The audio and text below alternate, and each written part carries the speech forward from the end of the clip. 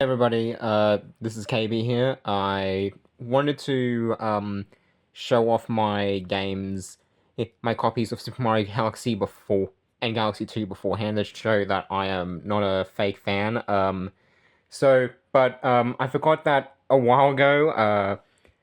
This room right here. If you're wondering why it's dark, it's because this very room. The light up here broke. So um. So now I have my computer screen up here. And this is before I'm writing anything down here, by the way. These are my copies, just so you can at least see them from the little light here that's going on here. Right. So this is my copy of Galaxy One, and this is my copy of Galaxy Two. And funny enough, and I actually got this game before after I got this game, by the way, just so I can at least show it off here. Yeah, let's get to the video now. Okay, I'll explain myself. Okay, welcome back to Sonic Unleashed gameplay. Hope you enjoy it. Now let's get to Super Mario Galaxy. I mentioned this a while back in my review of the Super Mario Galaxy movie, but Super Mario Galaxy is my favorite game ever. I've told this story before, but back when the Wii was my primary home console for gaming, I recall getting Super Mario Galaxy 2 as a gift. I played that game relentlessly, and I loved every second of it. So much so that I would end up getting the original Super Mario Galaxy, as I showed earlier. I also told this story in a little small talk with a Nintendo employee when I went to PAX Australia back in 2025, and I brought up that I was sad Yoshi wasn't in the game, because Yoshi was so much fun to use in Galaxy 2, and as a kid, I didn't know that Yoshi wasn't in the first game. Also, I did a cool round of Knockout Tour that Nintendo did that year, by the way. I got fourth place. Okay, sorry for the side tangent, but despite me loving both of these games, I do prefer the first game for a few reasons. For example, I think the first Super Mario Galaxy is less linear than the second game. Don't get me wrong, these two games are both linear Mario adventures, though I like the first game more because it does maintain a bit of that sandboxy feel Super Mario 64 and Super Mario Sunshine had, where there are levels that you can explore a bit and find things here and there. The second game, it does have some of that, but it's way more linear than the first, which isn't a bad thing. I love playing through linear Mario adventures, though I think for a 3D game, I do kind of like to have more of a exploration kind of feel. I mean, I do know the appeal of a linear 3D Mario is there. Super Mario 3D Land and Super Mario 3D World shows the appeal of a 3D Mario game that plays like a 2D game, though I think 3D Mario works better when you have a bit more freedom to explore. I hope people can understand what I'm getting at, but the first Galaxy is just something where I think you have more of a choice on how you can tackle missions. The second game is way more structured similarly to how a 2D Mario is structured.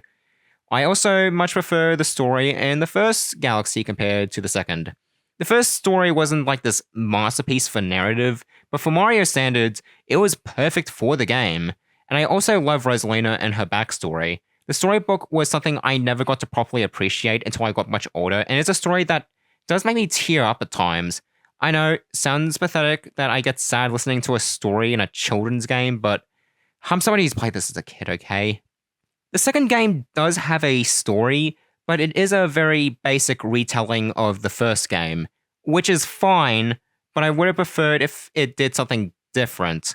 But it was likely because they didn't want Mario to be a super crazy with narrative at this point in time, and just wanted to focus on Mario being fun and enjoyable, which you can still see in a lot of Mario games you see today. I also believe the atmosphere is done better in Galaxy 1. The game has that feeling of loneliness at times, especially when paired with the more somber music that plays. And because of the game having mostly starry backdrops, it does a better job conveying the fact you are in space. The second game does have starry backdrops, though it does have a lot of areas where there are bright blue skies, which doesn't make it feel like you are in space and more like you are in an area of giant floating islands rather than just being on planets. Not to say this impacts the experience of the second game, I think the experience for both games are still incredible. This is just my opinion after all.